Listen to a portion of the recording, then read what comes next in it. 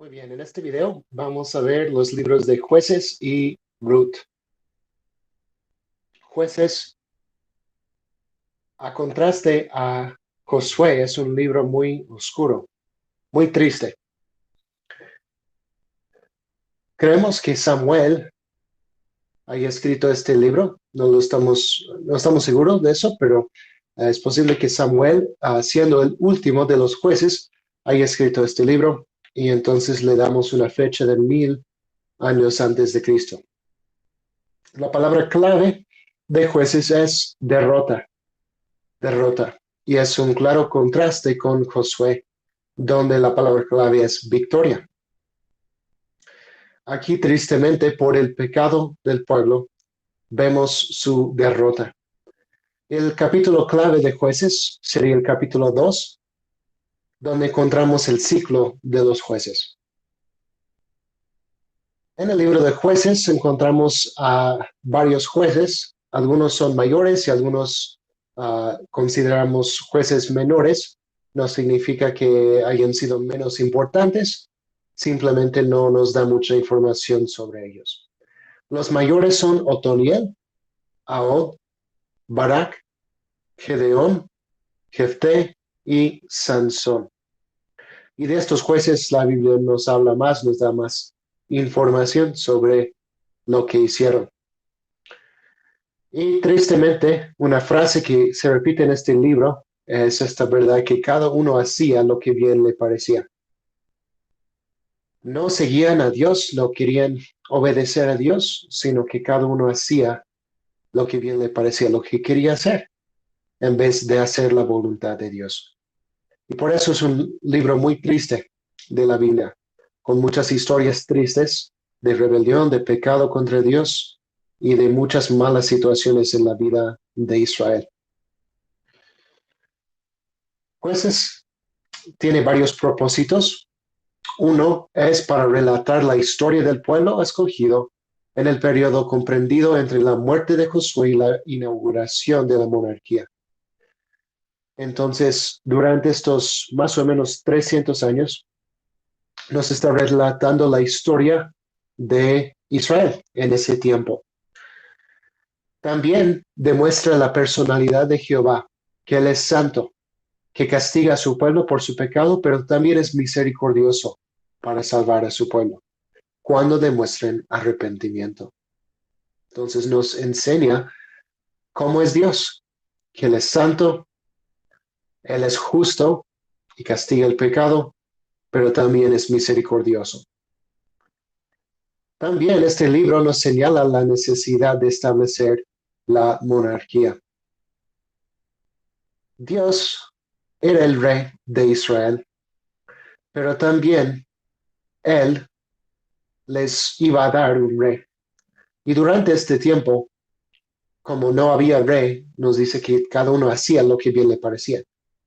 No había personas o líderes para guiar al pueblo, para liderar al pueblo espiritualmente.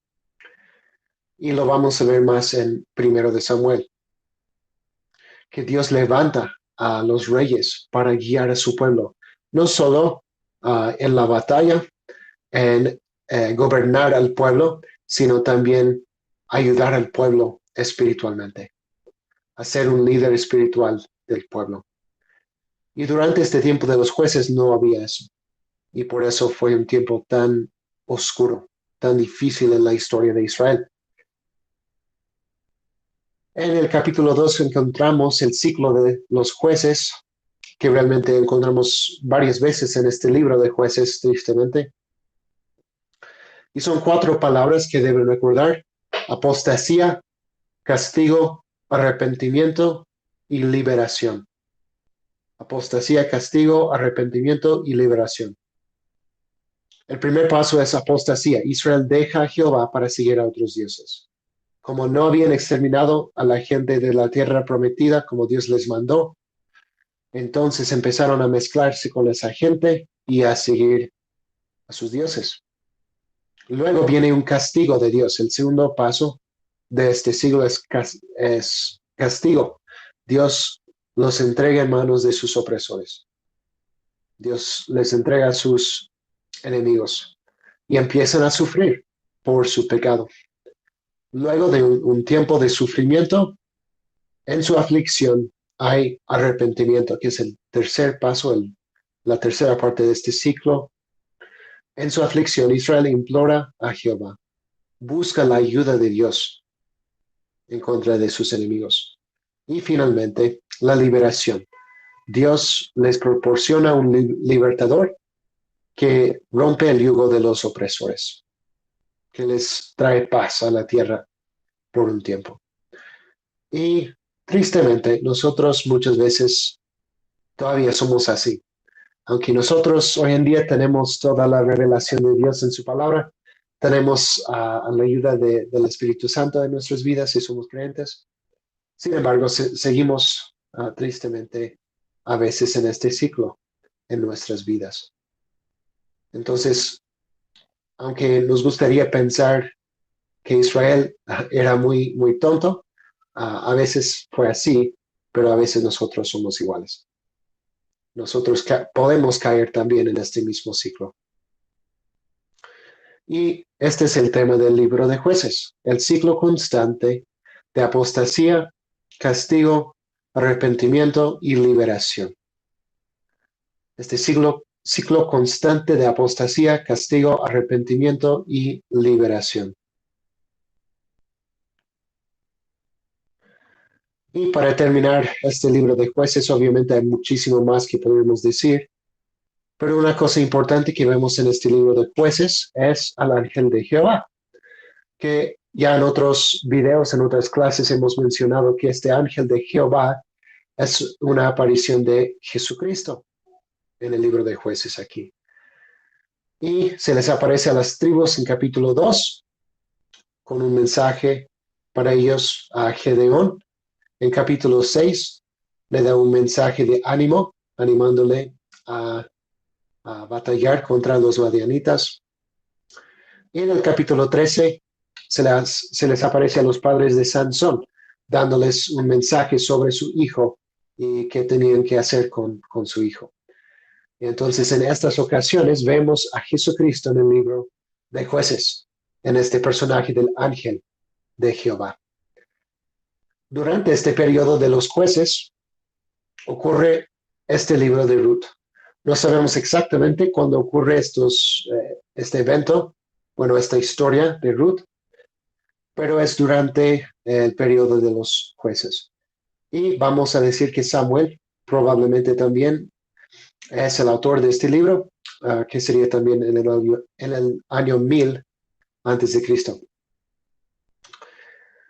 La palabra clave de Ruth es redentor, y es un concepto muy importante que vamos a ver en este libro. Y el tema de Ruth, Dios recompensa la fidelidad de una extranjera.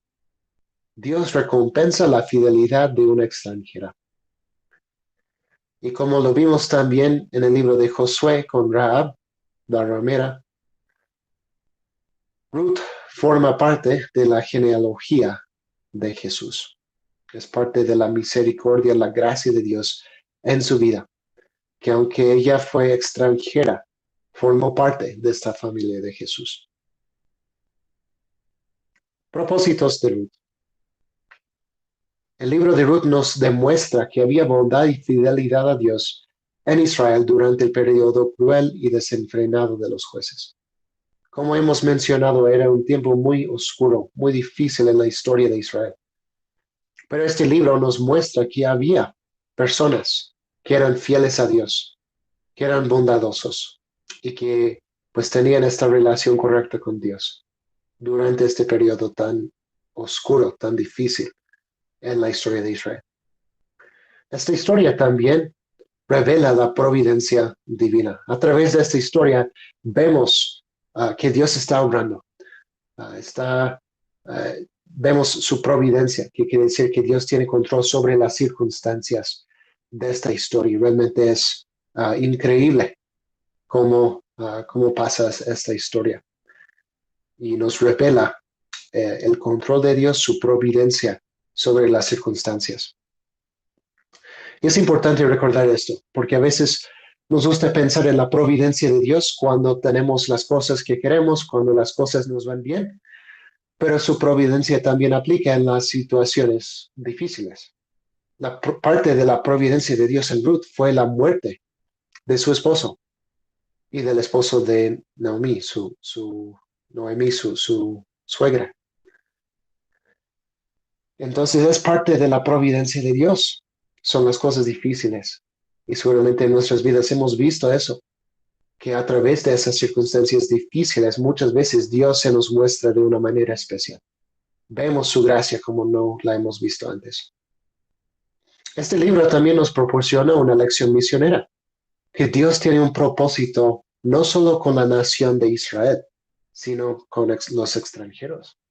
Porque aquí una mujer gentil llega a ser parte del pueblo de Dios. Y es más, llega a ser la bisabuela de David y antecesor del Mesías. Es realmente increíble considerar cómo Dios obró a través de esta mujer. Tenemos algunos nombres significativos en este libro. Ruth significa amiga. Noemí significa placentera. Mara significa amarga. Entonces, cuando Noemí le dice a la gente, no me llamen Noemí, llámenme Mara, porque Dios ha obrado amargamente en mi vida. Les está diciendo, no me digan placentera, porque la vida no es placentera ahora, es amarga. Llámenme amarga, porque mi vida es amarga. Dios está obrando en contra de mí. Pero vemos que realmente no era así. Solamente por ese tiempo no tenía la perspectiva correcta. Y Goel. Goel es la palabra hebrea que significa redentor o rescatador. Y pueden ver en los libros de Levítico 25, versículos 25 al 28 y Deuteronomio 25, 5 al 10, que describe esta responsabilidad, este realmente privilegio de redimir, de ser un redentor familiar. Entonces, el Goel de esta historia es Boaz, que al final se casa con Ruth y llega a ser el bisabuelo de David y parte de esta familia de Jesús. Y realmente es una historia bien, bien bonita, porque nos muestra la gracia de Dios, la misericordia de Dios, y Jesucristo es nuestro Goel, es nuestro Redentor. Y dice el libro así, muchos escritores evangélicos ven en esta historia un hermoso cuadro de Cristo, nuestro pariente redentor que tomó una novia gentil, convirtiéndose así en el esposo redentor. Así como Booz hizo con Ruth, Cristo ha hecho con nosotros. Nos ha tomado para ser su esposa y Él es nuestro redentor.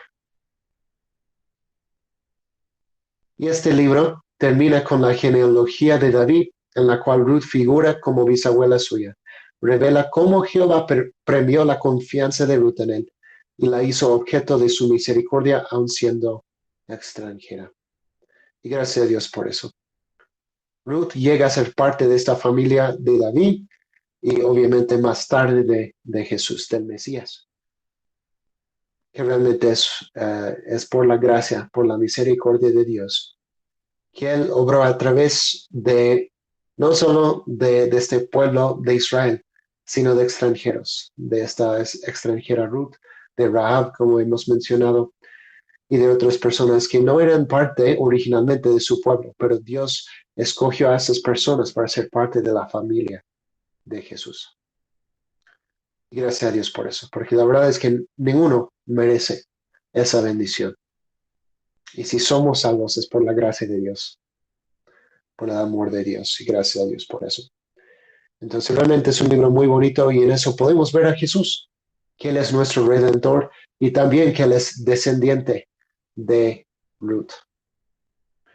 Espero que haya sido de ayuda y de bendición este video. Y primero Dios, nos vemos en el próximo. Saludos a todos. Hasta luego.